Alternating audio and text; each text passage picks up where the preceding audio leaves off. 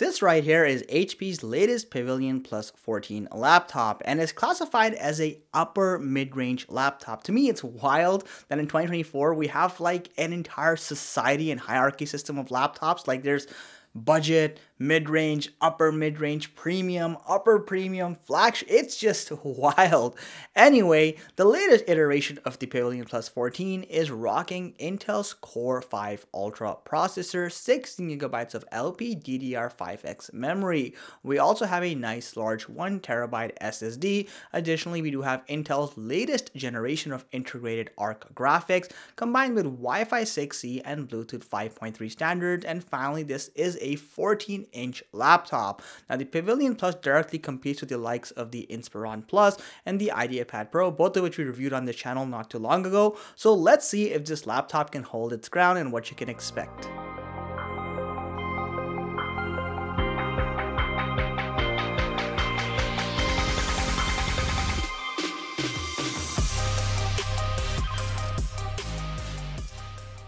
In terms of packaging, the Pavilion Plus comes in a pretty standard looking cardboard box with a little bit of branding. Anyway, open it up behind some protective packaging. First and foremost, you have the Pavilion Plus itself, but we'll come back to that shortly.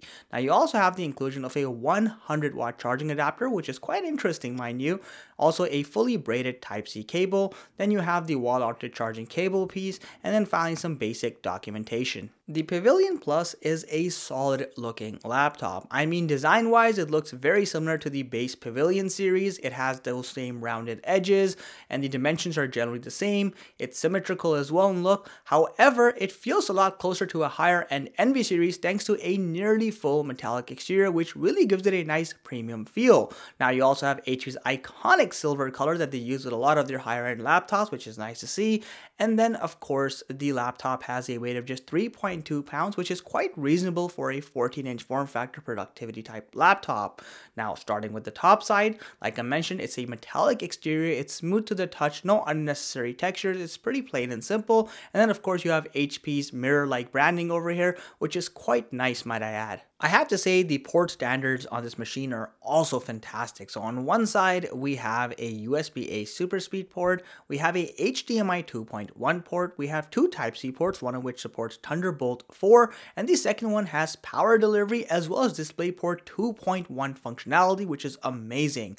On the other side, one more USB-A super speed port, and of course the good old headphone jack. The only thing really missing here, unfortunately, is the inclusion of an SD card reader slot, which would have made the whole package perfect, but nonetheless, standards are pretty good as they are. The bottom of the laptop is removable. You'll notice you have a nice large air intake vent over here, which is nice to see, and then additionally you have a couple rubber grips to keep the laptop in place. And finally, if you look at the bottom side, you'll notice on each side you have a speaker grill, indicating this is a bottom firing setup. Unfolding this laptop presents you with a very elegant looking inner chassis. It's all metallic in terms of the build quality here again, and then additionally I appreciate the fact that that silver color really complements the general look of this machine.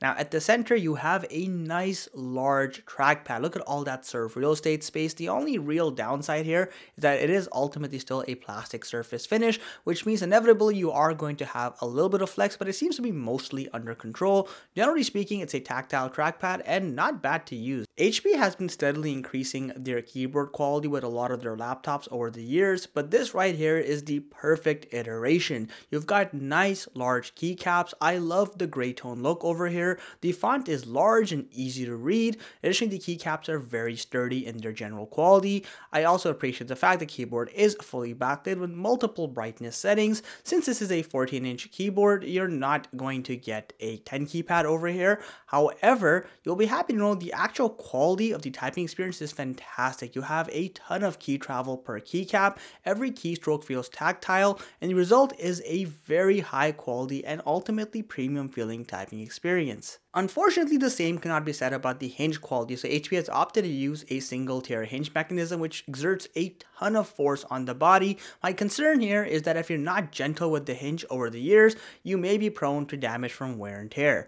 Display fitting does have a plastic encasing all around. However, what's again not so nice here is that you do have a pretty noticeable chin at the bottom, and for no good reason. They could have just trimmed out the HP branding and made it a little bit slimmer. The bezels on the other hand are nice and narrow with a in modern day standards. And then at the top, again, you do have a larger than average forehead over here, which does take away from the immersion. The good news is that at the center, you have a high quality 5 megapixel webcam with a built-in IR scanner and dual array microphone system. Depending on where you are in the world, you have the option to choose between two distinct display types, one being the standard QHD plus IPS panel, the other one being the higher end display, which we have in this configuration. So it's a 14-inch OLED panel with a 2.8K resolution, a variable refresh rate of up to 120 Hz, a 16:10 aspect ratio, a peak brightness up to 400 nits for SDR content, and up to 500 nits for HDR content, which is plenty to overcome the glare from the glossy display we have here.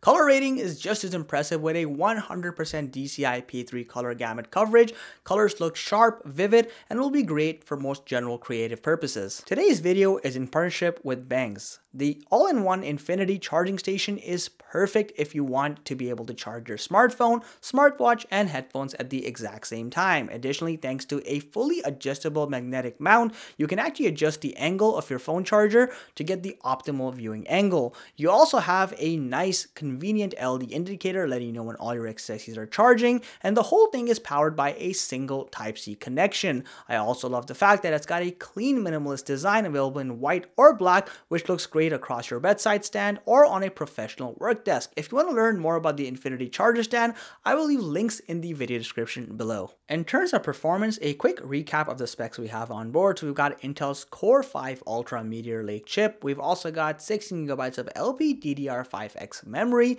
and we also, of course, have Intel's integrated graphics. Now, you can upgrade to a more powerful Core 7 Ultra processor and 32 GB if your wallet has the capacity. Day-to-day activities like surfing the web or crunching Word documents or Excel files is a breeze for this machine, naturally. More demanding activities like programming and code compilation is very much possible, and this device is quite proficient thanks to the ample amount of processing power and system memory. You can even get away with 3D level studio animations, though with the lack of a discrete GPU, I would not recommend it in a full-time capacity. More demanding activities like multi-layer 4K video editing, while possible, is not recommended. You'll find if you're doing editing more than like 2 layers in DaVinci Resolve, you're going to start getting frame drops and a little bit of performance reduction. I would upgrade to the higher end Core 7 Ultra model if that's something you want to do in a greater capacity. Now, gaming performance on here is quite impressive compared to the fact that it's not actually a gaming laptop. So games like Fortnite, for example, can run at a comfortable 60 frames per second on medium settings. Without a discrete GPU, those numbers are quite impressive. Gone are the days when having an Intel processor in your laptop meant setting it on fire. Cooler thermals have finally arrived. So under unrealistic peak loads, this laptop hit a maximum average surface temperature of 40 degrees Celsius, which is about 4 degrees cooler than the previous generation. Though more realistic sustained loads will only yield you around 37 degrees Celsius, which is a very reasonable and cool number. Now, as far as fan noise is concerned, you can hit a maximum noise level of 55 decibels. However, that's only when you're running this laptop at peak capacity. Under more idle workloads, the fan rarely goes on, and generally speaking, this is a pretty quiet machine. Self-upgradability options are very limited, so RAM is entirely soldered on board, meaning you're stuck with the configuration you get, so make sure you get the right amount from the get-go. Now, you can upgrade the existing storage thanks to one available PCIe Gen 4 NVMe slot, though that's already occupied by an M.2 drive, so you'll have to replace the existing one. You've got a modest 68 watt-hour battery here, which will get you a comfortable 9 hours of real-world usage time with generally light load activities, though of course that will vary depending on what you're doing. Now, the speaker quality here is some of the worst I've heard on pretty much any laptop I've reviewed this year. I mean, this thing is worse than a lot of budget laptops out there. There's no depth, there's a lot of distortion even at lower volume levels, and they don't get very loud either. Here's a quick sound test for reference.